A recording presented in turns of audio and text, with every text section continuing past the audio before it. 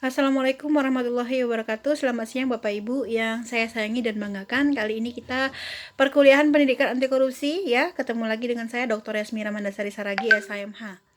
Dosen Ilmu Hukum Universitas Pembangunan Pancabudi Medan.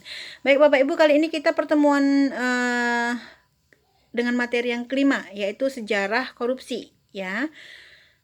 Jangan lupa absen di e-learning, nanti link ini akan saya share di e-learning dan akan saya beritahukan kepada Komting ya, moderator kita Pak Ansori. Kemudian Bapak Ibu nanti silahkan dilihat videonya. Terima kasih sudah di subscribe. Oke, kita masuk ke materi sejarah korupsi. Tindak pidana korupsi ini tujuan umumnya adalah diharapkan Bapak Ibu bisa melatih atau mampu memahami tindak pidana korupsi ya. Jadi menjelaskan pengertian tindak pidana korupsi, kemudian ada sejarahnya ya. Oke. Tindak pidana korupsi ini suatu tindak pidana yang memanipulasi dan perbuatan-perbuatan yang melawan hukum, yang merugikan atau dapat merugikan keuangan negara atau perekonomian negara, merugikan kesejahteraan atau kepentingan rakyat atau umum ya. Nanti bisa dilihat ini rumusan-rumusan atau undang-undang yang terdahulu, yaitu Undang-Undang Nomor 3 tahun 1971, kemudian diubah menjadi 31 tahun 1999, kemudian diubah lagi menjadi Undang-Undang Nomor 20 tahun 2001 tentang pemberantasan tindak pidana korupsi. Dasarnya jangan lupa, itu dasar hukumnya ya Bapak Ibu ya. Oke, sejarah pemberantasan korupsi di Indonesia. Jadi ada pra-kemerdekaan dan ada pasca kemerdekaan ya. Jadi kalau untuk pra-kemerdekaan itu adalah masa kerajaan, kemudian masa kolonial Belanda.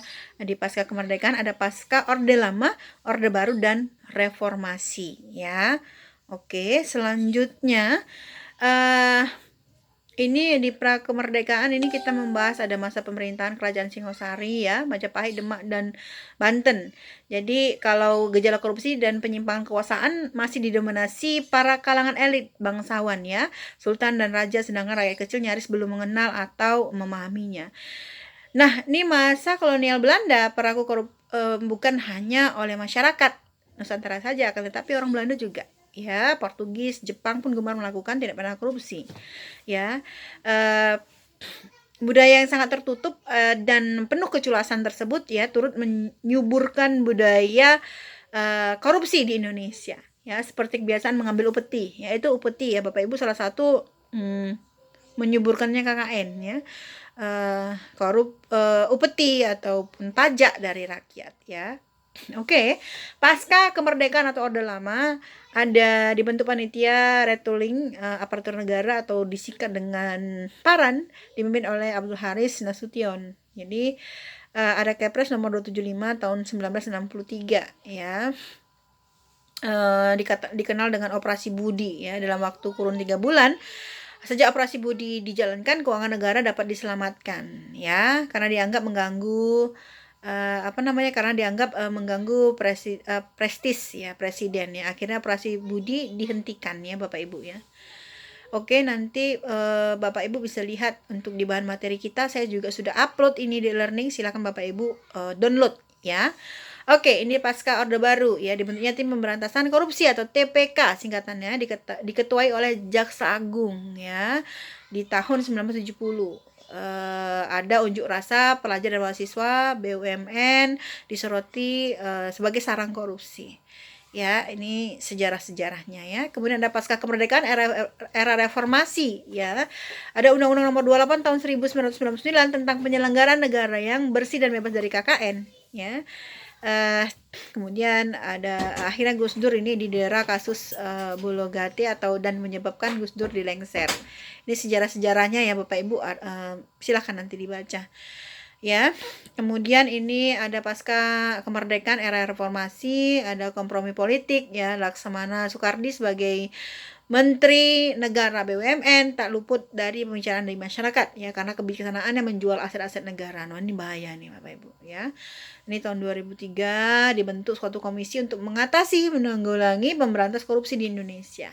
Jadi nama komisi ini pemberantasan korupsi atau KPK ya, didirikan berdasarkan Undang-Undang Nomor 30 tahun 2002. Jangan lupa KPK Undang-Undang Nomor 30 tahun 2002.